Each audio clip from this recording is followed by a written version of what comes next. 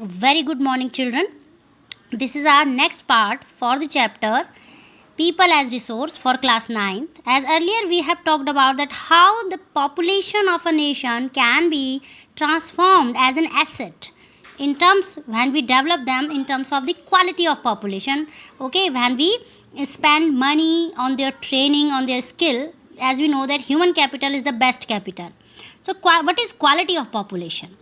Basically, the quality of population depends on the three things. Okay, literacy rate, health of a person indicated by life expectancy, and skill information acquired by the people of the country. So, underline that when we say quality of population, then the people who are quite educated and skillful, okay, who are knowledgeable, who are healthy, and who can acquire knowledge or skill to do any type of work are come under the quality of population. That's why quality of population depends on the expectancy of life, skill formation acquired, and the people of the country.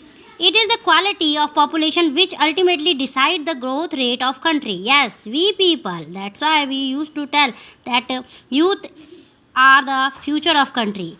That's why if the youth of a nation is healthy, is well educated, responsible enough, and physically and mentally healthy, then definitely the country economy or the overall development of a country will be there. For an economic illiterate, if we compare, for an economy, illiterate and unhealthy population are a liability, underline. On the same hand, the population, if the people are illiterate in the population and they are unhealthy, then they will be responsibility on the government shoulder. And here we have to be responsible enough for our health, for our skill, so that we can be develop ourselves, not a liability to the government, but we have to be a asset. We have to be an asset to the country. Now, education. These are the things that we can develop the quality population within a nation. First of all, education. As we know the importance of education in our life, how our mind enlightened with the skill and with the knowledge when we study, when we associate our academic knowledge in our training, and when we do particular type of training and we become particular, you can say, engineer, doctor, professor, anything we can be. It is up to us that what we want to be professionally. But again, that education, without education, we cannot understand that why there is a need to be something, because only education gives us the power to think what is right and what is not good for our future or the future generation. That's why education is very important. So Sakal invested we can understand it with the help of Sakal. As we have studied the story of Sakal and Vilas, then Sakal invested his initial years in the education and he reaped the fruits in the later years in terms of a good job and salary. We have seen education was a very important input for the growth of Sakal. It opened new horizon for him, provided new aspiration and developed values of life. Yes, values, where you often listen this word, the values. What are the values? Values that are beliefs, our belief system. What we believe, we become. It is true. And that's why we have to believe on the right thing.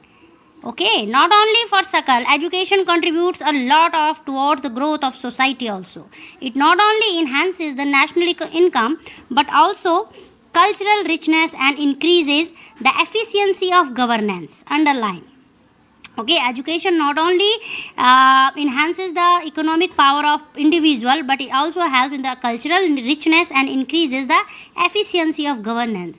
A provision has been made for providing universal access, retention, and quality in elementary education with a special emphasis on girls. Okay, as women is known as a weaker section of the society, that's why it has kept every time in the mind of the government that they time to time provide some beneficial scheme to support the girls' education.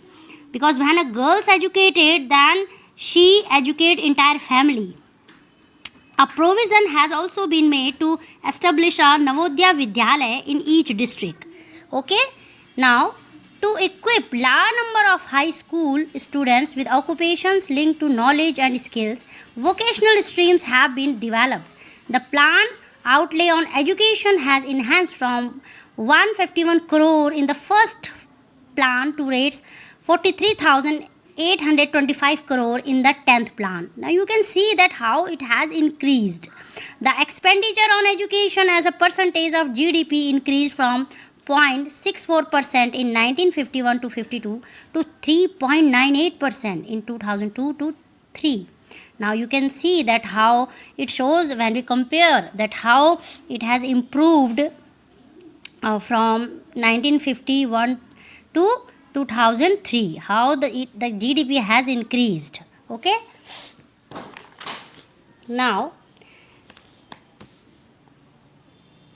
the literacy rate in 1951 was 18%, which increased to 65% in 2001. You know that another aspect on which the quality of population depends, education and literacy rate. Okay, education we have talked about that how the government, state government and central government opened the policy to provide the good education in Navodaya Vidyalaya now at lower fees level. Now we are talking about the literacy. Okay, literacy rate in 1951 was only 18%, which increased to 65% in 2001. Literacy not only a right, it also required if the citizens are to perform their duties and enjoy their right properly. However, there is a vast difference across different sections of the population. Among males, the literacy is nearly 50% higher than the female. It is about 50% higher in urban areas in comparison to the rural area. Because in the rural areas, the parents are not enough qualified. They don't know the importance of the girls' education. That's why there is a big difference between the literacy rate in women and men, or you can say girl and boy. Literacy rates greatly vary from 96% in some district of Kerala to below 30% in some parts of Madhya Pradesh. Now you can see that how great difference between Kerala and Madhya Pradesh in the literacy rate. Over 5 lakh villages in India have been provided with the primary school system. Okay, unfortunately, this huge expansion of school has been diluted by the poor quality of schooling and high dropout rates. Yes, this is unfortunate that just because of the carelessness of the uneducated parents or the poor people, they don't know that how important to send their kids in the school. That's why there are so much of dropout students rate, and they are not conscious to come to school in a regular interval. Sarva Shiksha Abhiyan is a significant step towards providing elementary education to all children in the age group of 6 to 14 years by 2010. So, under the Sarva Shiksha Abhiyan, they were having the objective to provide the elementary education to all children in India which are between the age group of 6 to 14 years. Okay, it is a time bound initiative of the central government. It was an initiative. Okay, they have started an initiative and it was by the central government in partnership with the state government, the local government and the community for achieving the goal of universalization of elementary education. To increase the enrollment in the elementary education, bridge courses, okay, and back to school camps have also been initiated to encourage the attendance and the retention of children and improve their nutritional states. Midday meal also started in India in elementary schools. Now, these policy could add to the literate population of India. Definitely, with the help of these Sarv Shiksha Abhiyan midday meal scheme, definitely literacy rate increase in India, even in the rural area. But then again, efforts have been made in the 10th plan to increase the enrollment. Now, in 10th plan of India, they focuses to increase the enrollment in the higher education of the 18 to 23 years age group.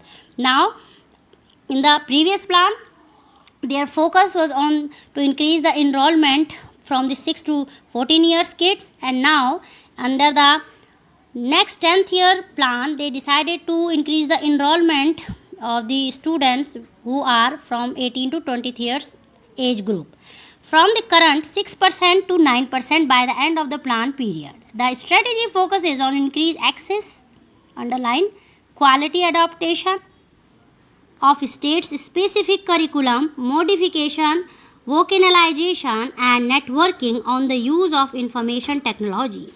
The plan also emphasizes on distant education, distant education and convergence of formal, non-formal and distant and IT education institution. Over the last 50 years, the number of university and institution of higher learning in specialized area have been increased significantly. So student, in this video you are knowing about how the government, at any level government is trying to improve the literacy rate to motivate every single citizen of India so that either they are poor or educated or rich or urban areas or rural areas or village side, remote side, any cost, any type of people, so that they can take the advantage and they can make their children educated at least primary level and the higher secondary level. Over the last 50 years, the number of university and institutions of higher learning in specialized area have been increased significantly. Let us go through the table to see the increase in number of colleges, universities, enrollment of students and recruitment of teachers since 1951 to 1999. So you can see not only when they are increasing the enrollment in the university or the institution, then they are also having the job opportunity to the teacher or the professor who can teach them. Now, health. Now, another criteria to develop the population as an asset, or you can say to develop the quality population in a nation, is health. Definitely. Only in a healthy mind and in a healthy physique we can survive in this tough situation, and this especially in this century where everywhere there is so much of pollution, so much of, you can say, challenges in terms of economic or you can say environmental challenges. The air is not fresh, whatever we are eating, it is synthetic type of food, they are injected already, they are not everywhere there is so much of synthetic material are used in our food also. So in such a situation it becomes very necessary to maintain our mental and physical health. A firm maximize profit. Do you think any firm would be persuaded to employ people who might not work efficiently as a healthy worker because of ill health? Now the second way to develop a quality population in a nation is when we take care the health of ours. Now, the health of a person helps him to realize his potential and ability to fight illness. For an organization, an unhealthy person becomes a liability. Nobody wants to take responsibility. Always remember, no, not a single institution or any company will hire an unhealthy guy or girl, because only healthy people can survive. They can prove themselves as an asset. They can only give the benefit to the organization. And this decade, or you can say this 21st century, is only all about commercialization of things. Everybody is here making his own profit and business. So they will not welcome at any cost an unhealthy, you can say, worker in their organization. Henceforth, improvement in the health status of the population has been the priority of the country. So it is not the individual effort. The government side also always come up with the initiative and, you can say, initiative and schemes so that everybody will be healthy. Everybody will live his or her life full of hygiene. Now, the aims of our national policy, underline, the aims of our national policy too are to improve the accessibility of healthcare, family welfare and nutritional service with special focus on underprivileged segment of population. Over the past 5 decades, India has significantly established a vast health infrastructure and has developed manpower needed at primary, secondary and tertiary sector in government as well as in private sector. And it is also very true that in all three sectors, how the people are engaged, how they are doing overtimes, how their hours are engaged by the organization, and they are keep going on, they are earning money just because they are physically and mentally fit and healthy. Okay, if they are not physically and mentally healthy, then I'm sorry, not a single person can be you can say survive in this tough competition. Okay, everywhere there is a great competition, and no organization will hire any unhealthy person who cannot give them the work which they offer them. Okay, now due to adoption of these measures, the life expectancy have increased to over 64 years in 2000. Infant mortality rate, it means IMR. IMR stands for infant mortality rate. I have given the definition also in the notes form, that what is the meaning of infant mortality rate. Okay, 2 has come down from 147 in 1951 to 75 in 2000. Crude birth rates have also dropped to 26.1 and death rates to 8.7 within the same duration of time. In assessing the future progress of the country, increase in life expectancy and improvement in child care are useful increase in longevity of life as an indicator of good quality of life marked by self-confidence. The protection of children from infection. Nowadays, everybody can easily understand the meaning of infection as the COVID-19. What is the situation? It's just like the epidemic. So ensuring nutrition along with the mother and the child care are the steps that have reduced infant mortality. So by government side also, and it has mentioned in the National Health Policy of 2002. So that you can see that government are doing very much to provide a good quality health to the people. Now the last but not the least, unemployment. If the country is not having unemployed person, then definitely they will be an asset for the nation and they will not be a liability to the nation. Unemployed guy or girl is just like responsibility on the government shoulder. Okay, so one has to give skillful education, professional education to their kids so that they can be employed in future. Now we can understand it with the help of Sakal's example. Sakal's mother Sheila took care of the domestic chores, children, and also helped her husband Bhuta in the field. Sakal's brother Jitu and sister Situ passed their time by playing and roaming. Can you consider Sheila or Jitu or Situ unemployed? If not, why? Okay, they have given you a situation. Unemployment is defined as the condition when people who are willing to work at prevailing wages fail to find jobs. Sheila is not willing to do work outside her domestic domain. Jitu and Situ are very small and so they cannot be counted in the workforce population. Neither Jitu, Situ or Sheila can be counted as unemployed because two are very small and she is busy in her domestic work and she is not willingly to go outside the house. Situ or Sheila can be counted as unemployed. It is because those people who between 15 to 59 years of age, underline, those people who are between 15 years to 59 years of age are counted in the workforce population. Okay, what age group people are counted as workforce population? From 15 years to 59 years. It means when you passed your 10th or 12th, it means you are capable to earn something. From 15 to 59 years, people counted as workforce population. Sakal's brother and sister do not fall within this age group, so they cannot be considered as unemployed. Sakal's mother Sheila works for the family. She is not interested to do outside her domestic work for payment. She too cannot be counted as unemployed. So, who is unemployed? Sakal's grandparents, though not mentioned in the story, cannot be called unemployed. In the case of India, unemployment is prevalent in rural and urban area. However, the nature of unemployment is different and vary from area to area. While in the case of rural area, it is important. While in the case of rural area, there is seasonal and disguised unemployment. The two terms are there: seasonal unemployment and disguised unemployment, and it basically is to be found in rural area.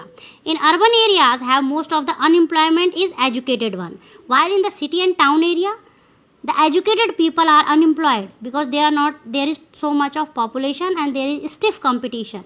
So no, it is not sufficient to be having certain professional degree. After that you need experience, and for gaining that experience you have to give your 5 or 6 years to learn practical approach of your professional degree, because whatever is written in the books, basically it is very different when we apply that knowledge with the life real experiences. So that's why experience is also required. The unemployment when people are not able to get job during the some month of the year is termed as a seasonal unemployment. So what is the definition of seasonal unemployment?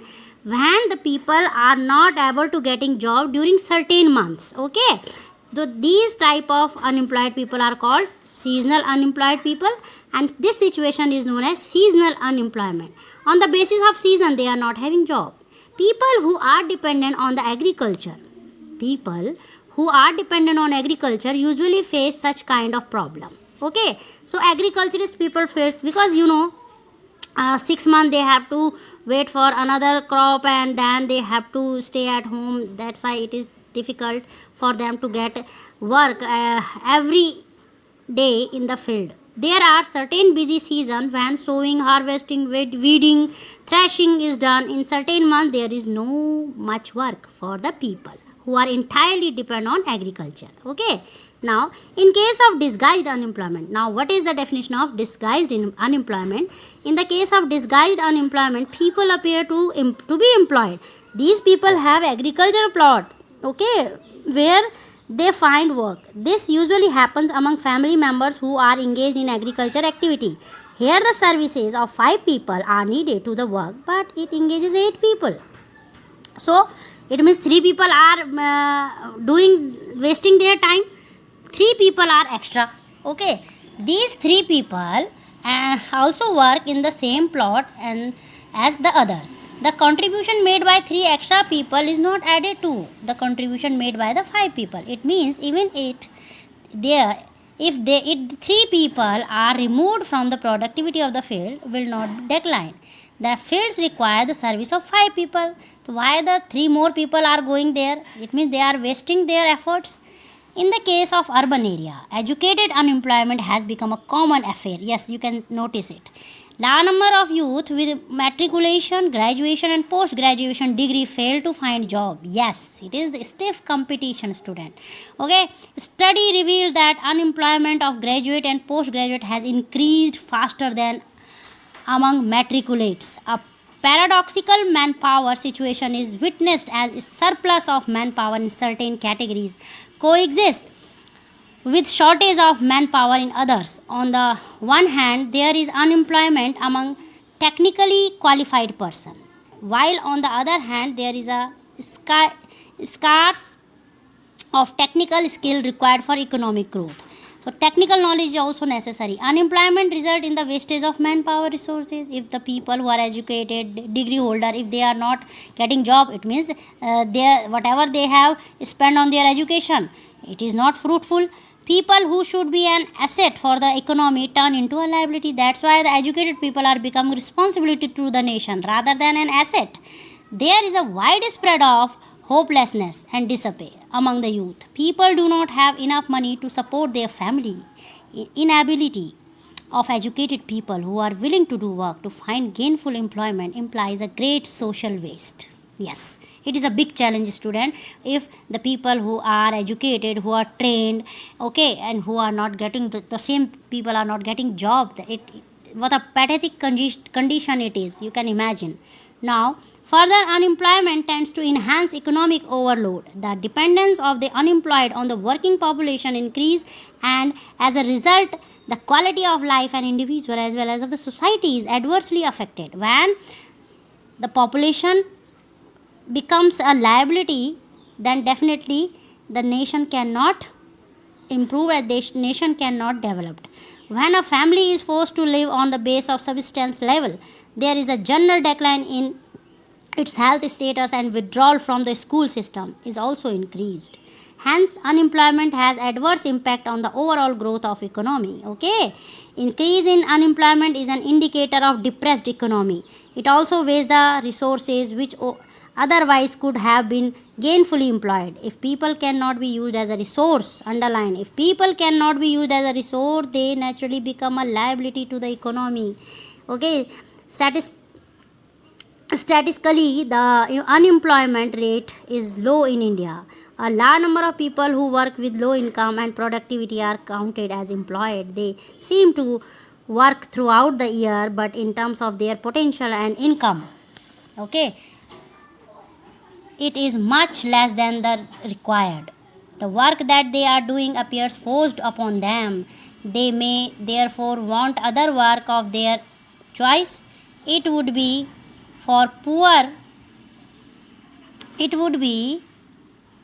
fatal for the poor people to sit idle.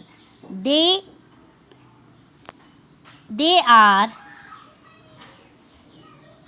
always ready to engage themselves in any activity irrespective of the learning potential. Their earning keeps them on a bare subsistence level.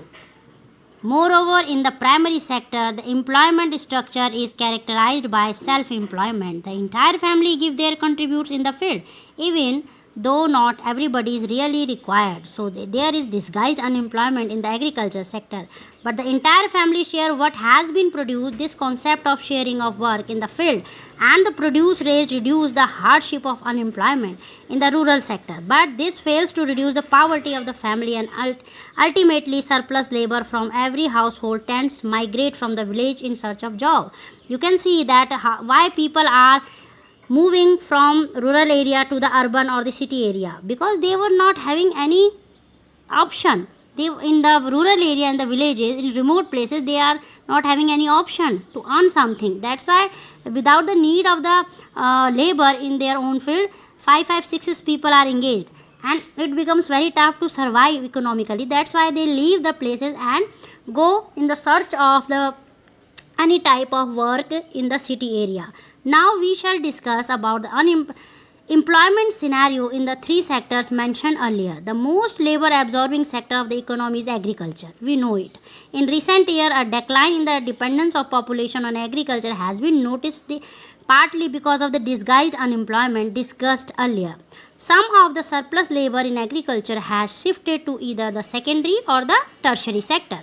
In the secondary sector, the most labor absorbing secondary sector, it means industrial sector, is the most labor absorbing unit. Okay, there so many labor are involved in the secondary sector. Is small scale manufacturing. In case of tertiary sector, a number of new services are now appearing, such as biotechnology, information technology, and so on. Now you can see, student, now the chapter is completed, that how the education and how the health and how the unemployed people become the liability, and how the employment and education and good health, either mental or physical, developed a human as a quality population. Okay, so students, whatever homework I will give you, you have to complete, and then remaining NCERT question you have to inform your new teacher. She will give you and she will complete with you the remaining NCERT question of this chapter. Okay, because in one video I can give you the certain question, and if the NCERT question will remain, you will ask. Okay, you will complete, because you have to do every single NCERT question of your books. It is mandatory to complete NCERT questions. Till then, take care. Goodbye.